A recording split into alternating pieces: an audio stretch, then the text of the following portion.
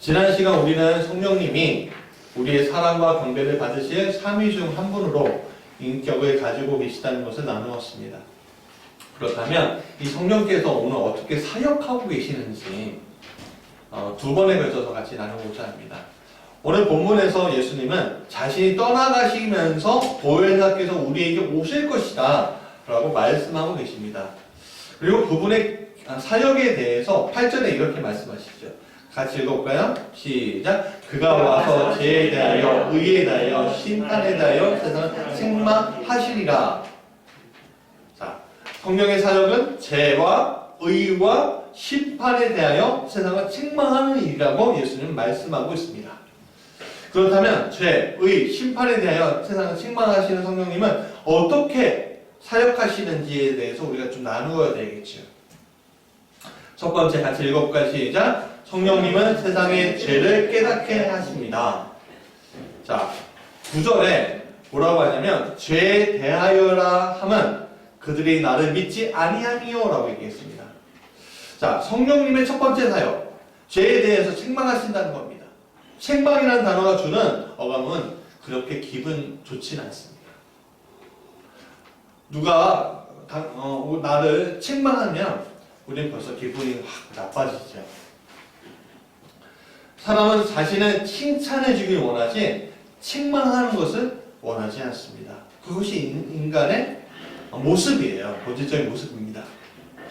사람들은 죄를 숨기고 싶어하지 드러내놓고 싶어하지는 않습니다. 그러나 성령님은 우리들의 죄에 대해서 분명하게 드러나게 함으로써 죄에 관한 잘못을 깨닫게 하는 것이 성령의 사역이라는 겁니다. 이 죄를 깨닫게 하는 것이 성령의 사역인데 이 지점이 바로 구원의 사역이 시작되는 지점이라는 거예요. 무슨 말입니까? 잘못을 깨달을 때 구원의 사역이 시작된다 라는 겁니다. 사람은 자신이 죄인이라는 사실과 나에게 구원자가 필요하다는 사실을 깨닫게 될 때 예수 그리스도를 구주로 영접할 준비를 갖추게 되는 거예요. 왜냐하면 그럴 때에 예수 그리스도만이 자신이 그토록 바라던 삶의 빛이고 방향성이고 통로인 것을 발견하는 자리에 그때서야 서기 때문에 그렇습니다. 오늘 이 땅의 모든 사람에게 필요한 것은 진정으로 무엇일까요?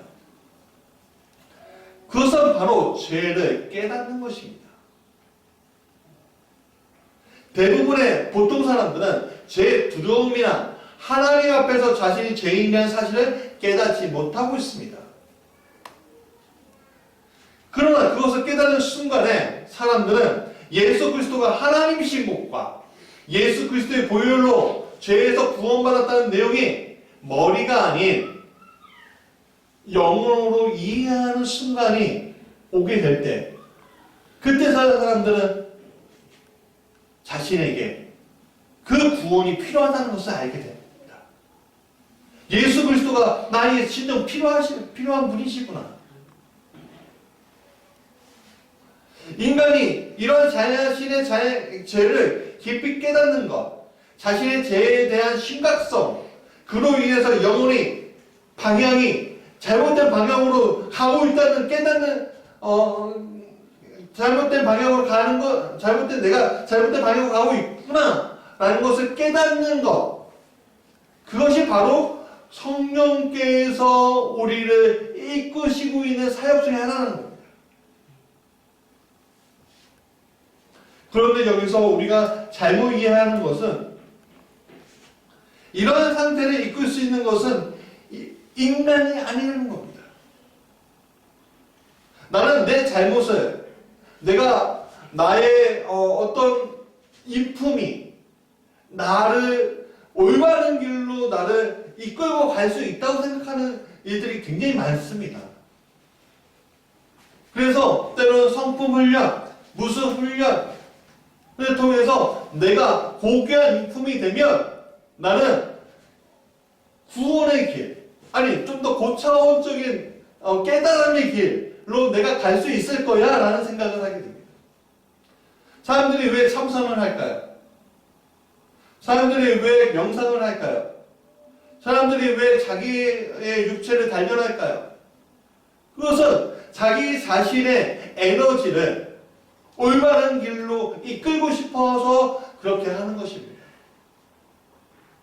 그러나 중요한 것은 사람은 죄에 대해서는 깨닫지 못한다는 겁니다.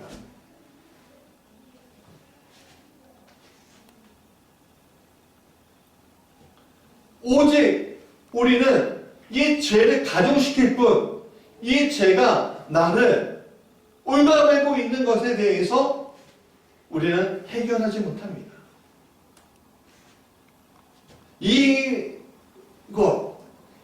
구원으로 가지 못하는 지옥으로 향해 가는 우리를 오직 구원해 주실 분은, 그것을 그 상태를 이끄실 분은 오직 성령님 한 분밖에 없다는 사실을 우리가 알아야 합니다. 성령님은 우리를 통해 죄를 깨닫게 하는 사역을 일으키시지만 우리는 자신에 대해서 죄를 깨닫게 할 수 없다. 그것이 바로 성경적인 근거가 예레미야서 17장 9절입니다. 우리 같이 읽어볼까요? 시작. 만물보다 거짓되고 심히 부패한 것은 마음이라. 인간 마음의 거짓됨이 자기 자신의 죄에 대해서 모르게 됩니다. 그래서 항상 우리의 잣대는 어디로 가죠? 나에 대해서는 은혜가 있고 상대방에 대해서는 공의로 잣대를 재지 않습니까? 우리는 우리의 죄와 단점에 대해서 아주 예리한 시각을 들이대지 않습니다. 이웃에 대해서는 아주 예리한 시각을 들이댑니다. 그게 뭐예요? 나에 대해서는 굉장히 무뎌지는 거잖아요. 그러나 나에게 조금이라도, 내 기준에 조금이라도 미치지 못하면 어떻게 해요? 내 입술이 절망적인 입술로 바뀌는 그 순간이 오지 않습니까?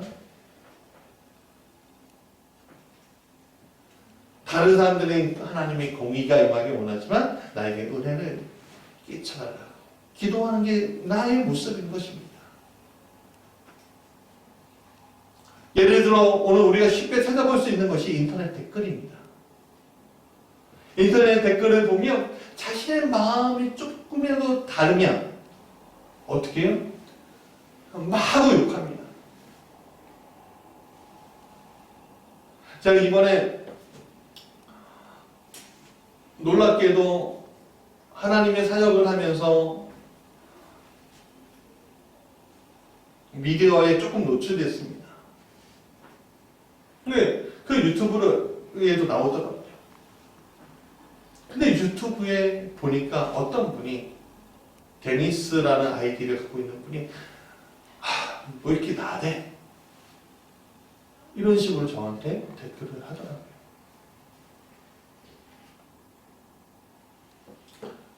마음의 상처가 될까요? 안 될까요? 되죠. 저는 하나님 은혜로 잘 댓글을 좀 달아드렸습니다.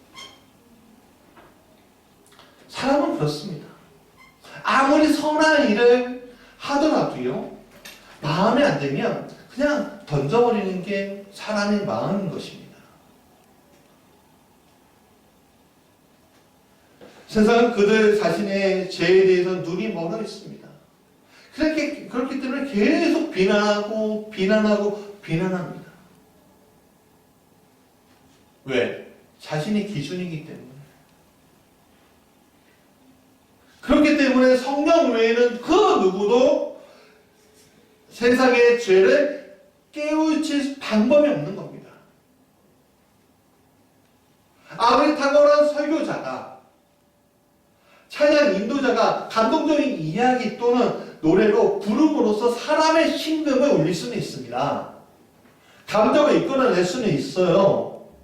그러나 그렇게 심금을 울릴 수는 있어도 죄를 깨닫게 하는 것은 그 설교자와 그 찬양 인도자가 아니라 누구예요?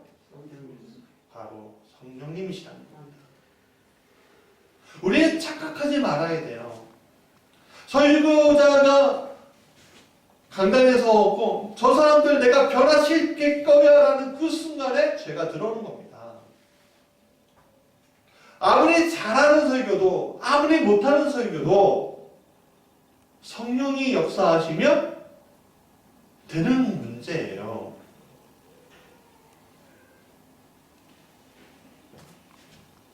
아이들을 양육할 때 보면 잘 알 수 있지요. 아이들이 어릴 때는 몰라도 아이들이 자라고 나면 아이들이 잘못한 것에 대해서 훈육 차원에서 아무리 이야기하고 때로는 화도 내고 때로는 매도 들고 그래서 그 아이를 변화시키고 싶어하는 게 부모의 마음이잖아요. 그러나 아이들이 자기가 잘못했다고 생각해요? 그렇지 않습니다. 오히려 그것에 대해서 화를 내고 대들고 오히려 반항심만 키웁니다. 이제 다 컸다 이거죠. 요즘에 제가 그런 걸 경험하고 있습니다.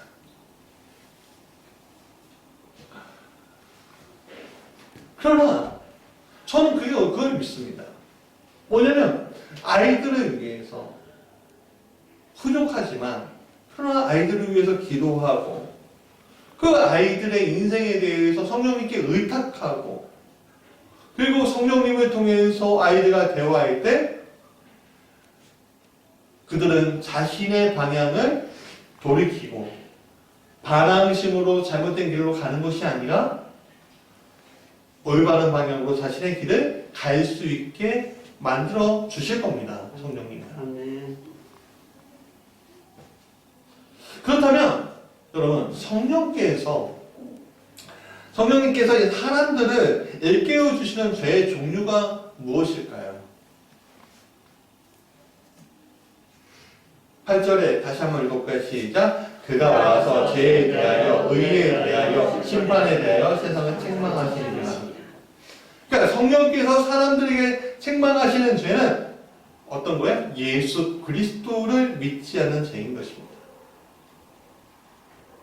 9절에 보면 우리는 흔히 세상에서 짓는 인간적인 죄들에 대해서 나열하면서 그러한 죄에 대하여 통해 자복합니다.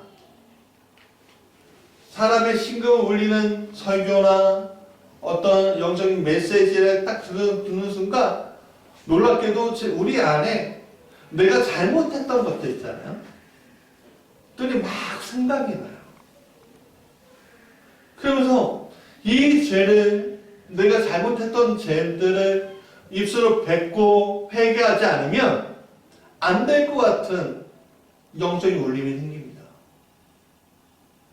술 취함, 흡연, 간음, 도둑질, 살인, 사기, 욕하고 질투하고 시기한 이런 모든 것들에 대해서 용서를 구합니다. 그러나 여러분 성령께서 하시는 것은 그런 죄 나열에 대해서 책망하시는 것이 아니에요. 그건 죄들인 거죠. 그렇죠?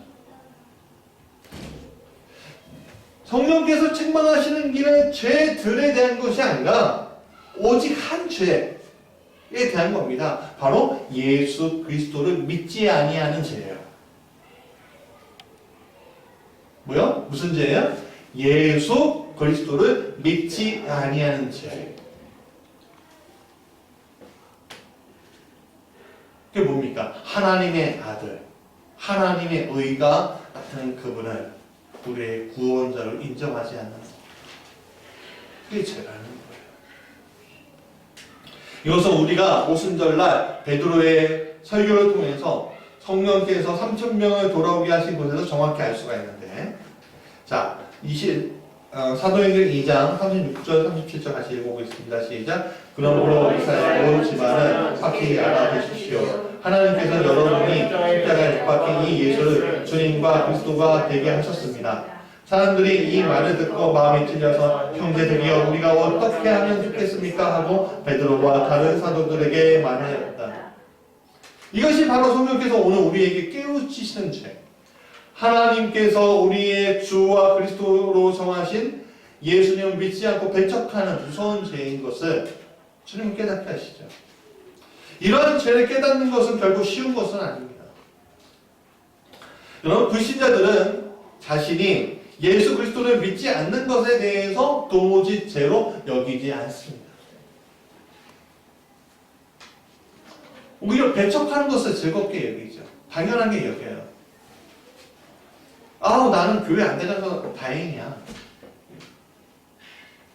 이런 얘기 많이 듣습니다. 말로는 안 하고요. 인터넷상으로 많이 얘기하죠. 그리고 어떤 이들은요, 아유, 그래, 교회 다니는 것들 머리가 어떻게 되는 거야. 지적인 능력이 떨어지는 거야. 그렇게 얘기고, 자신이 거기에 속하지 않는다는 것에 대해서 되게 자랑스럽게 여겨요. 그러나 성령님이 임하실 때, 우리는 자신의 지적 우월성, 불신앙을 더 이상 말하지 못하게 됩니다. 모든 죄 중에서 가장 악하고 결정적이며 가장 무모하고 저주받은 죄인인 것을 성령님이 우리에게 오셔서 분명히 인식하게 만드신다는 거예요. 물론 자신이 지은 인간적인 여러 가지 죄에 대해서 나열하게 될 것입니다. 왜? 성령님이 내 안에 들어오시면 내가 예수 그리스도를 인정할 수밖에 없게 되고, 그 예수 그리스도를 인정하는 그 순간에 나의 술 취함, 나를 해쳤던 모든 흡연들, 가는, 도둑질, 살인, 사기, 욕하고 질투하고 시기했던 그 모든 것들에 대해서 죄책감이 들게 만들어질 것입니다.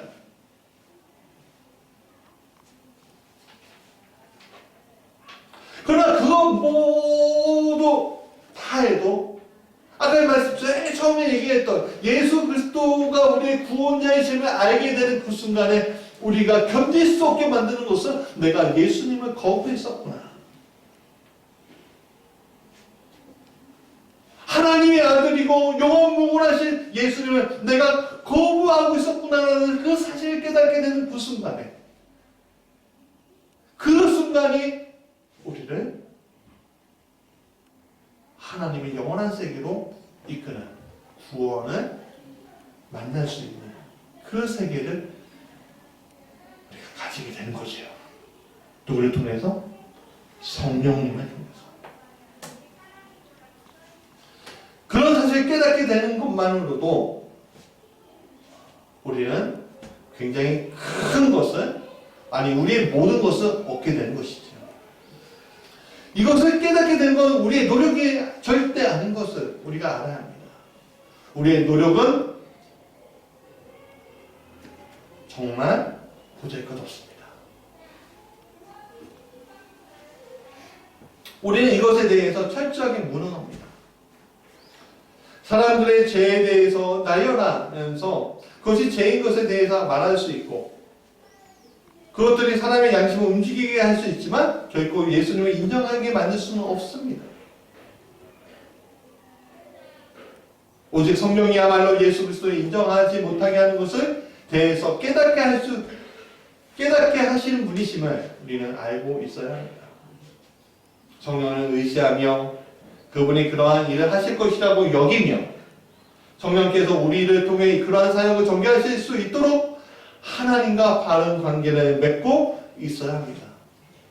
또한 그런 관계에 대해서 우리는 확신할 수 있어야 한다는 겁니다. 확신. 두 번째, 같이 읽어볼까요? 시작. 성령님은 세상의 의를 깨닫게 해주십니다. 자, 8절 읽어볼까요? 시작. 그가 와서 죄에 대하여, 의에 대하여, 심판에 대하여 책망하리라. 자, 여기서 의, 이는 원문에서 디카오네시라는 헬라어로 씁니다. 의로움, 의롭다 그런 거죠. 정의, 이런 겁니다. 여러분, 정의가 어디에서 오는 거죠? 정의는요, 보통 판결하는 곳에서 오는 겁니다. 법정에서 나옵니다. 그 법정에서 가릴 것이 무엇이죠? 유죄이냐, 무죄이냐 라는 겁니다. 여기서 법정은 인간의 법정이 아닌 하나님의 법정입니다. 즉, 우리의 의가 아니라 하나님의 의가 있는 곳을 말하는 겁니다. 여러분, 우리의 의의 기준은요, 공평합니까? 그렇지 않습니다. 불공평합니다. 우리가 살고 있는 이 땅에서 우리는 의를 말하지만 다 상대적인 의만을 말할 수밖에는 없다는 겁니다. 큰 부자가 법정에 가면요, 무죄가 나오고, 소시민이 법정에 가면 유죄가 나오는 이런 세상에 우리가 살고 있는데, 그게 바로 상대적인 의를 우리가 지금 취하고 있구나라는 것을 우리가 알 수 있는 겁니다. 법에는 감정이 없습니다. 그렇죠? 그러나 그것을 판결하는 사람들의 마음에는 감정이 있는 겁니다. 죄를 범해도 한 나라 안에서 똑같은 법정에도 죄의 유무가 정확하게 가려지지 않는 것이 수두룩합니다. 그래서 1심이 있고 2심이 있고 3심이 있는 거잖아. 1심과 2심이 같을 때가 있지만 3심에서 무너지는 경우가 굉장히 많지 않습니까? 죄를 정하는 것은 사람이고 사람이 판단을 내리는데 어떤 이들이 누명을 쓰기도 하죠. 그래서 인간은 공의를 말할 수 있지만 공의를 내릴 자격은 없는 겁니다. 그러므로 우리는 의의가 없는 거예요. justice, 우리에겐 정의가 없는 겁니다. 오직 의의는 하나님에게만 있는 거지요. 다시 말해서 하나님 자체가 의라는 거예요. 하나님 자체가 뭐라고요? 의. 하나님 자체가 의라는 거예요. 그게 하나님의 속성이에요.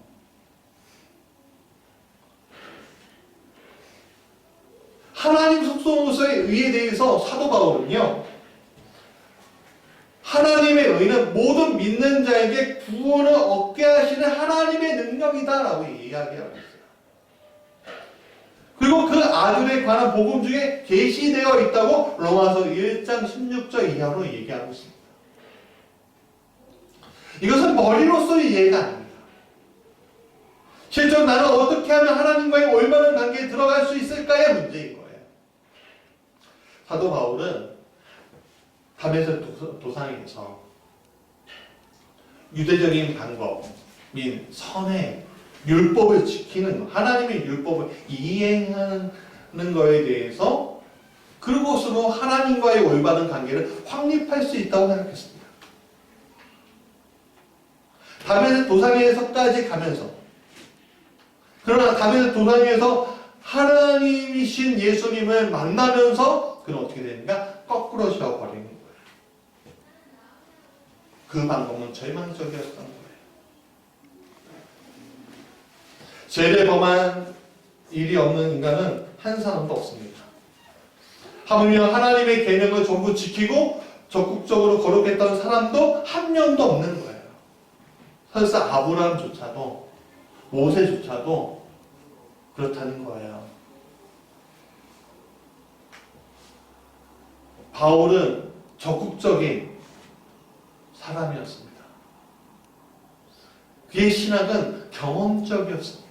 그냥 머릿속으로 형이사업적으로 생각하는 것이 아니었습니다. 그는 자신의 체험을 통해 그리스도가 완성하신 일, 십자가에 의한 구속에 대해서 믿는 것에 의해 하나님과 올바른 관계를 맺을 수 있다는 것에 대해서 깨닫게 됩니다. 뭐요? 십자가를 통해서 올바른 관계를 맺을 수 있다. 이 사실을 인식한 후에 그는 자기의 힘으로 의롭게 된 것이 결코 아니구나. 그 사실을 그가 깨닫게 되는 거예요. 내가 내 힘으로 의롭게 될 수가 없어. 그는 자기의 힘으로 된 것이 아니라 누구가 그렇게 만드셨어요? 성령님을 통해서 하나님의 의를 만나고 올바른 관계에 들어가게 되는 거지요. 따라서 신앙에 의해 의롭다 하면 얻는 것이란 믿음에 의한 것, 믿는 것에 의한 의, 예수 그리스도께서 있어서 계시된 복음에 믿는 것에 의해 하나님과 의로운 관계에 들어가는 것을 말하는 겁니다. 그래서 구원받은 사람들이 알아야 할 두 가지가 여기 있습니다. 첫 번째는 자신의 죄와 그 죄를 씻기 위해 요구되는 것이 있다는 것을 알아야 합니다. 두 번째는 예수 그리스도의 의와 하나님께서 그리스도를 통해 자신에게 주시는 의에 대해서 우리는 알아야 한다는 겁니다. 이 두 가지를 알 수 있게 만드는 것이 바로 성령이에요. 다른 것이 아니에요. 여러분, 성경 말씀을 우리가 어떻게 깨달을 수 있을까요? 성경 말씀이 왜 내 마음 가운데 들어오는 말씀들이 있고 그 말씀을 통해서 사람이 왜 뒤집어질까요? 오직 성령이 그것을 조명해 주시고 깨닫게 해주시기 때문에 그렇습니다. 우리가 주님을 영접할 때 사람들은 처음에 자신이 엄청난 죄에 대해서 압도되어 죄를 회개합니다. 때로는 그 일들에 대해서 며칠 동안 계속될 수 있습니다. 아, 내가 하나님을 거부했구나. 하나님의 의를 거부하고 있었구나 하고서 올 수가 있어요. 그럴 때 불현듯 놀라운 성령의 빛이 우리에게 비춰지는 거예요. 그 순간에 그동안 내가 깨닫지 못했던 것들 있잖아요. 특별히 예수 그리스도의 구원의 사역에 대해서 깨달아지는 거예요. 여러분, 머릿속으로 내가 아무리 이해하고 싶어도요, 성경의 말들은 이해할 수 없습니다. 왜 그런지 아세요? 성경은 문학책입니까? 역사책입니까? 이스라엘만의 어떤 율법책, 법책입니까? 아니에요. 성경은 신앙의 고백으로 이루어진 책이에요. 그래서 제가 말씀드렸죠. 성경은 무슨 책이다? 신앙 고백서다. 신앙 고백과 고백들이 이어져 만든 것이 바로 성경이에요. 그러니까 오늘 우리가 성경을 통해서 그 세계에 들어가지 않는 한 우리가 절대로 내 입술 가운데 그 신앙을 고백할 수가 없게 되는 것입니다. 고백하지 못하니까 성령이 어떻게 해요? 내 머릿속에는 왔다 갔다 할 수 있고 어떤 사건들이 왔다 갔다 할 수 있지만 거기에서 나오는 감동들이 우리에게는 잊지 못하는 거죠.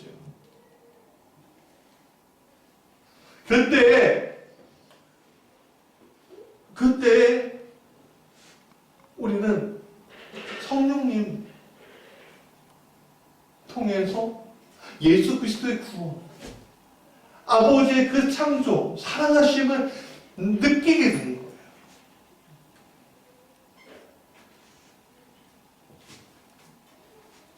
이전에 사역했던 교회에서 한 권사님의 저에게 해주신 간증이 있습니다.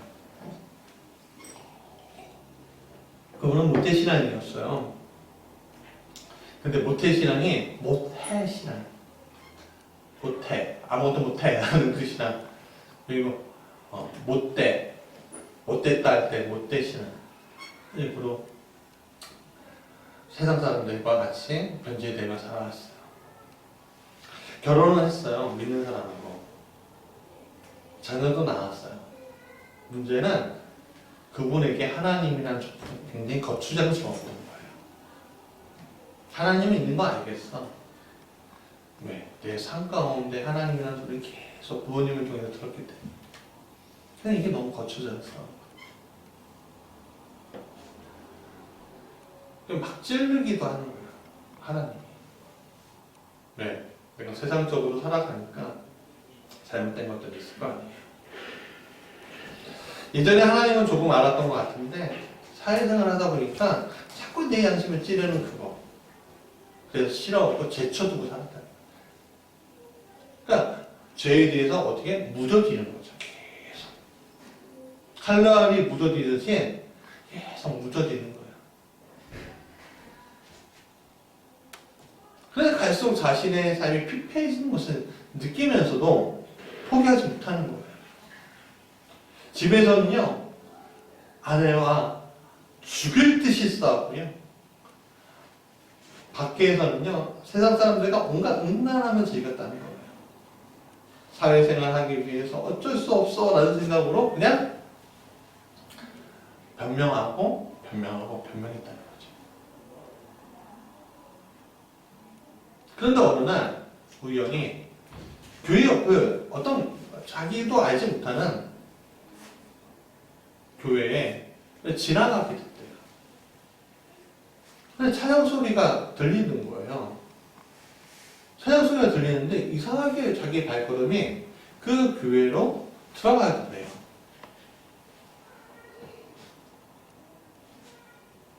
그 교회에 앉아서 예배를 드렸는데 눈물이 왈칵 나갑니다.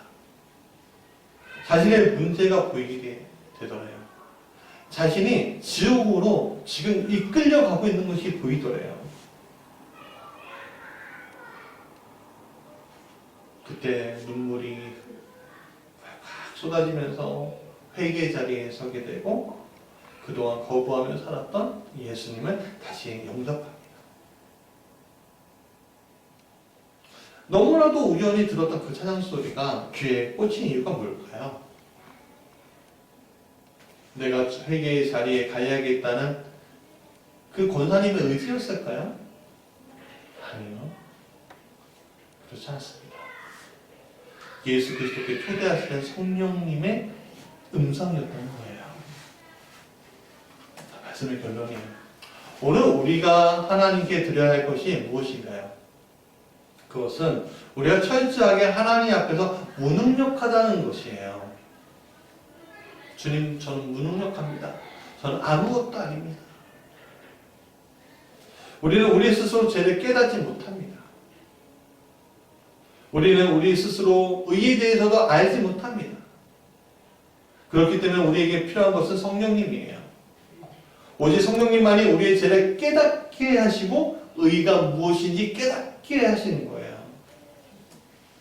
자, 8절 번역이 재밌었고 재밌는 게 아니라 좀 더 우리를 깨닫게 하는 것이 있었고 우리 개역 개정 세 번역 공동 번역으로 다시 좀 읽어보는데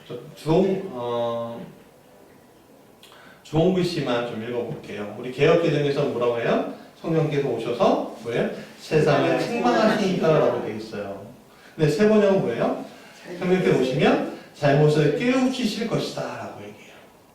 잘못을 깨우치실 것이다. 자, 공동번역서예요. 천주교, 이거는 천주교하고 같이 쓰는 거예요. 뭐라고, 같이 읽어볼까? 시작. 세상에 그랬다는 생각을 꾸짖어 바로잡아 주실 것이다. 성령이 그렇게 하신다는 거예요. 9절에 이렇게 얘기해요. 공동번역서의 시작. 그분은 나를 믿지 않는 것이 바로 죄라고 지적하실 것이다. 이게 성경 원문이에요. 그러니까 이 성령님은 나를, 예수님을 믿지 않는 것이 바로 죄라고 지적하신다. 라는 말입니다. 10절 같이 읽을까요?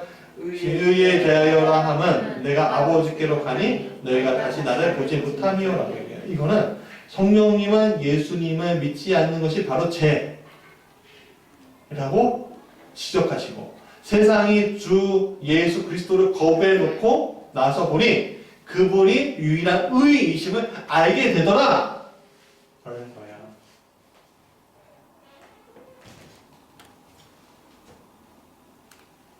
사랑하는 여러분, 성령님은 이것을 깨닫게 하심으로 죽은 자로 살아갈 우리를 산 자로 살아갈 수 있게끔 만드신 겁니다. 그러므로 우리는 철저하게 나의 무능력을 고백하고 오직 구원의 길로 이끄시는 분은 성령님밖에 없음을 우리가 고백해야 될 줄 믿습니다.